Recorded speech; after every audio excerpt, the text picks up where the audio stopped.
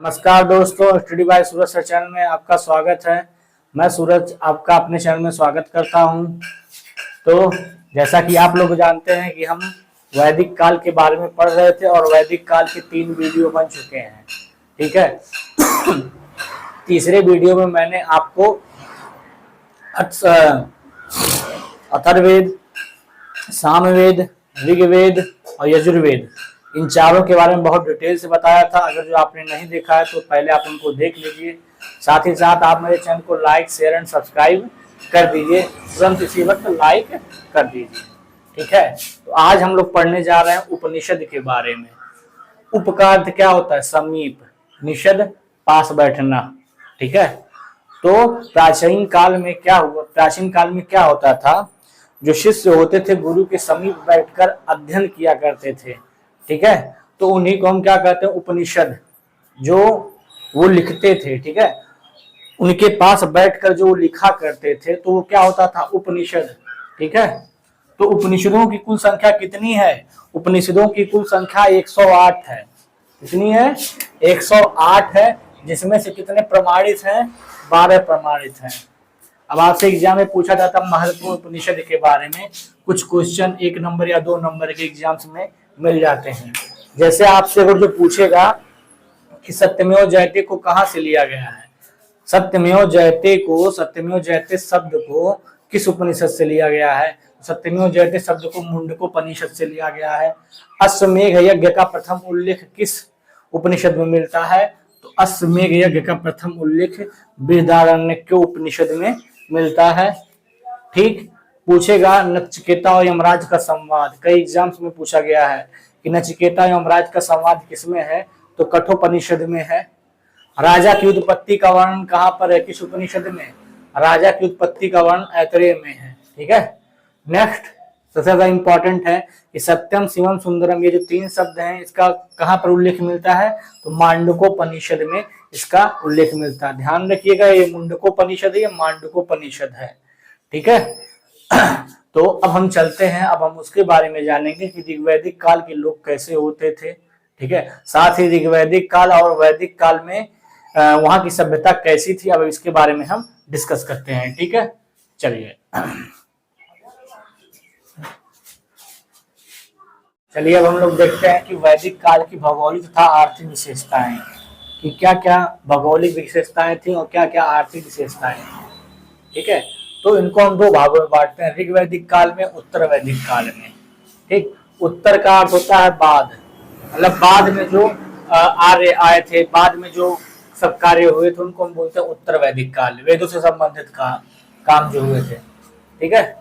तो आपसे पूछा जाता है कि वैदिक काल की शुरुआत किसने की थी? तो वैदिक काल की शुरुआत आर्यों ने की थी।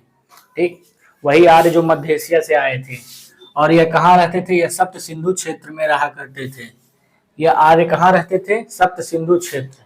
सप्त सिंधु क्षेत्र इसका अर्थ होता है 7 नदियों का जो समूह होता है। ठीक है। कहाँ कहाँ रहा करते थे? ये जो आर्य थे ये कहाँ रहते थे? सिंधु नदी के किनारे रहते थे। सिंधु नदी ये पुराना नाम है, नया नाम भी इसका यही है। अब आता है वितस्ता नदी। ठीक है। वितस्ता नदी, इसका नया नाम क्या है? झेलम नदी। ठीक है। परुष्णी नदी, इसका नया नाम क्या है? रावी नदी। विपाशा नदी, इसका नया नाम क्या है? व्यास नदी। फिर आता है सरस्वती नदी, इसका नया नाम क्या है? घग्गर नदी। फिर आता है अश्विनी, इसका ये देखो यहाँ से क्वेश्चन बनते हैं, ये बहुत इंपॉर्टेंट, इसको नोट कर लेना। अश्विनी नदी। ठीक। ये इसका नया नाम क्या है? चिनाब। नेक्स्ट है सुतुद्री नदी, इसका नया नाम क्या है? सतलुज नदी। ठीक है। तो यहाँ तक हो गया क्लियर? इन सबको ये नया नाम और पुराना नाम रट लेना, एग्जाम में यहाँ से क्वेश्चन बनते हैं। तो जब ये ऋग्वैदिक काल में जो आर्य रहा करते थे इन कबीलों में, तो इन कबीलों में जैसे कबीलों को क्या कहा जाता है? जन। ठीक है। ऋग्वैदिक काल में कुछ प्रमुख कबीले हुआ करते थे। कबीले मतलब मैं कह सकता हूँ कि ऋग्वैदिक काल में कुछ जन हुआ करते थे। जन का अर्थ ही क्या होता है? कबीला। जन का अर्थ क्या होता है? कबीला। तो इस ऋग्वैदिक काल में ये जो सप्त सिंधु नदी के किनारे रहा करते थे, इनमें 5 मुख्य जन हुआ करते थे, मतलब 5 मुख्य कबीले हुआ करते थे। ठीक है। 5 मुख्य कबीलों के अलावा इनमें और भी कबीले हुआ करते थे, और इन कबीलों में एक कबीला था भरत वंश का। किस वंश का?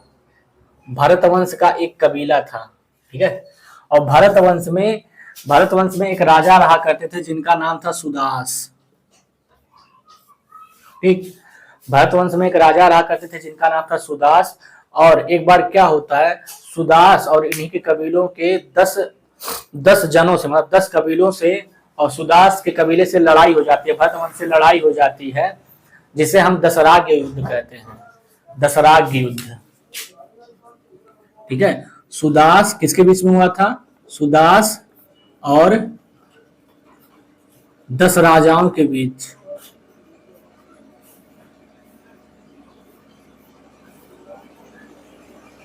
क्योंकि 10 राजाओं के बीच युद्ध हुआ था, इसीलिए हम इसे क्या कहते हैं? दशराग युद्ध। तो भारत वंश के सुदास और 10 राजाओं के बीच एक युद्ध हुआ जिसे हम दशराग युद्ध कहते हैं। किस नदी के किनारे हुआ था ये? परुशनी नदी के किनारे हुआ था। यही परुशनी नदी जिसे हम आज क्या कहते हैं? रावी नदी। ठीक है। जिसमें से राजा सुदास ने क्या किया? सभी के सभी 10 राजाओं को पराजित कर दिया।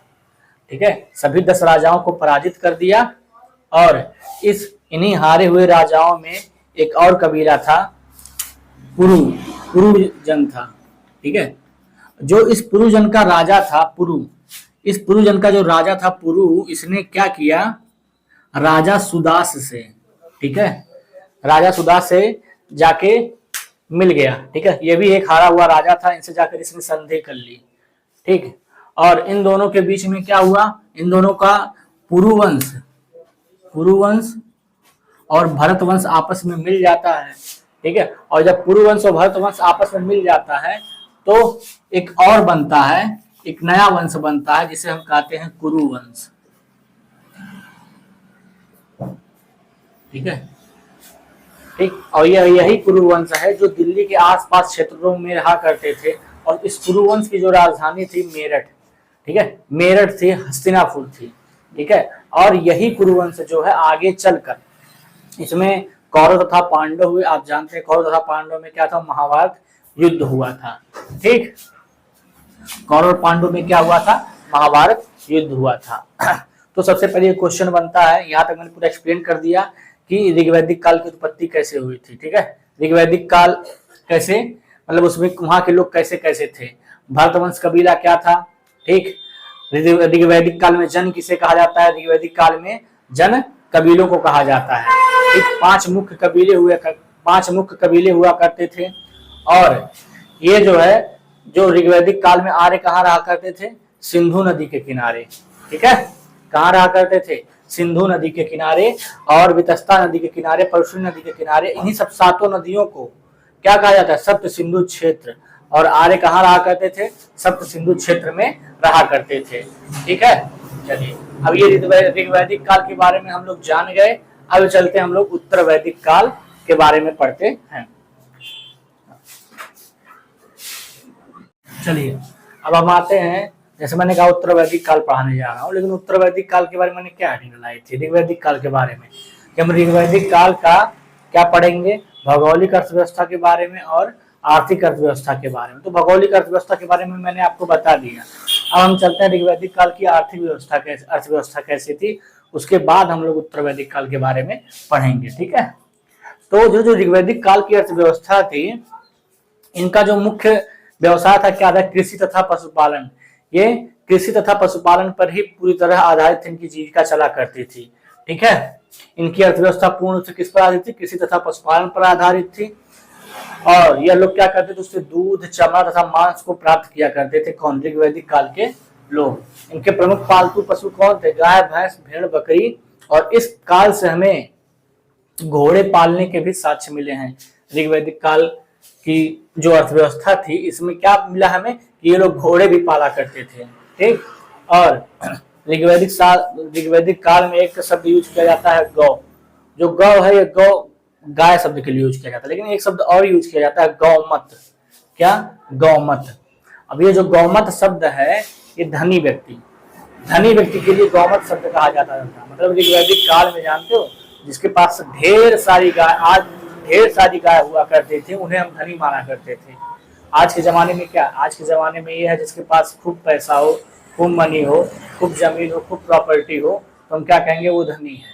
लेकिन जब हमारा ऋग्वैदिक काल चला करता था, तो ऋग्वैदिक काल में जिसके पास ढेर सारी गाय, ठीक, ढेर सारे खेत हों, ठीक है, तो खेत की बात छोड़ो, अगर जो किसी किसान के पास बहुत सारी गायें हैं, ठीक है, तो उनको हम क्या कहते थे, धनी कहते थे, ठीक है।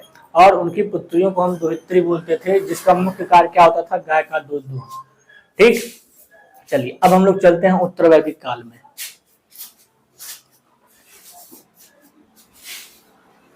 अब हम लोग आते हैं उत्तर वैदिक काल में, ठीक है। अभी तक हम लोगों ने क्या पढ़ा था, ऋग्वैदिक काल, ठीक है, वैदिक काल, और फिर वैदिक काल के बाद क्या था, उत्तर वैदिक काल। मतलब बाद में क्या हुआ है सभ्यता। तो उत्तर वैदिक काल में क्या हुआ था, जो आर्य थे, सप्त सिंधु क्षेत्र से निकलकर, ठीक है, 7 नदियों के क्षेत्रों में समूह से निकलकर कहाँ आ गए थे, गंगा यमुना दोआब क्षेत्र में आ गए थे। कहाँ पर आ गए थे, गंगा यमुना दोआब क्षेत्र में आ गए थे। ये दोआब क्या होता है, ठीक है, दो नदियों के बीच का स्थान जो होता है वो क्या होता है, दोआब होता है, ठीक। तो वहां पर आकर ये रहने लगे थे। और जो उत्तर वैदिक काल की राज्य व्यवस्था थी, अर्थव्यवस्था थी, किस पर आधारित थी, वो भी कृषि पर आधारित थी। मैंने बताया था जो वैदिक काल था वो भी किस पर आधारित था, कृषि तथा पशुपालन पर आधारित था। वहाँ पे लोग भेड़, गाय, बकरी, मांस से सब गाय बकरी पाला करते थे। उसी तरह से उत्तर वैदिक काल में भी हुआ था, ठीक है। और एक बात और बताया जाता है कि उत्तर वैदिक काल में कृषि का देवता, कई बार क्वेश्चन बनता है कि उत्तर वैदिक काल में कृषि का देवता किसे कहा गया। तो उत्तर वैदिक काल में कृषि का देवता इंद्र को कहा जाता है। क्यों, क्योंकि ये इंद्र ही थे। लोगों का मानना ऐसा था कि इंद्र भगवान ही देव से कहकर पानी को बरसाया करते थे, ठीक है। और मतलब समस्त देवता जो थे ये इंद्र के ही अंडर जाकर कार्य किया करते थे। और उत्तर वैदिक काल में लोहे के खोज के सबूत मिले हैं। ये एग्जाम में कई बार पूछा जाता है, और खासकर यूपी पुलिस कांस्टेबल में ये क्वेश्चन बन सकता है कि लोहे के खोज के प्रथम साक्ष्य कहाँ से प्राप्त हुए हैं। तो लोहे के खोज के प्रथम साक्ष्य उत्तर प्रदेश के अतरंजी खेड़ा नामक स्थान से मिले हैं। और पूछे किस काल से हमें जानकारी प्राप्त होती है, तो उत्तर वैदिक काल से हमें जानकारी प्राप्त होती है। अब आते हैं हम वैदिक काल की राज्य व्यवस्था के बारे में कि राज्य व्यवस्था क्या थी, ठीक है। सभा किसे कहा जाता है, तो उसमें सभा चलती थी। ऋग्वेद में सभा शब्द का प्रयोग कितनी बार किया गया है, 8 बार। ये मार्क कर लेना, कई बार पूछा जाता है एग्जाम में, बड़े एग्जाम में पूछा जाता है। तो ऋग्वेद में सभा शब्द का प्रयोग 8 बार किया गया है। यह ऋग्वैदिक काल की प्रमुख संस्था थी। और इसमें क्या होता था, महिला तथा पुरुष दोनों भाग ले सकते थे, ठीक। और जिसमें से पुरुष सदस्यों को सभी, अब महिला सदस्यों को क्या कहा जाता था, महिला सदस्यों को सभापति कहा जाता था। समिति क्या होता है, समिति, और ये जो समिति है इसका उल्लेख ऋग्वेद में 9 बार हुआ है, ठीक है।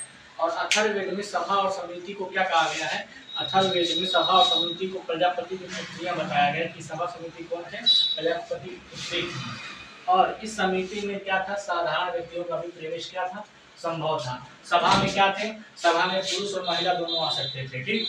अब आता है विदत, विदत है, ठीक है। विदत, ऋग्वेद में विदत शब्द का इस्तेमाल कितनी बार हुआ है, 122 बार हुआ है।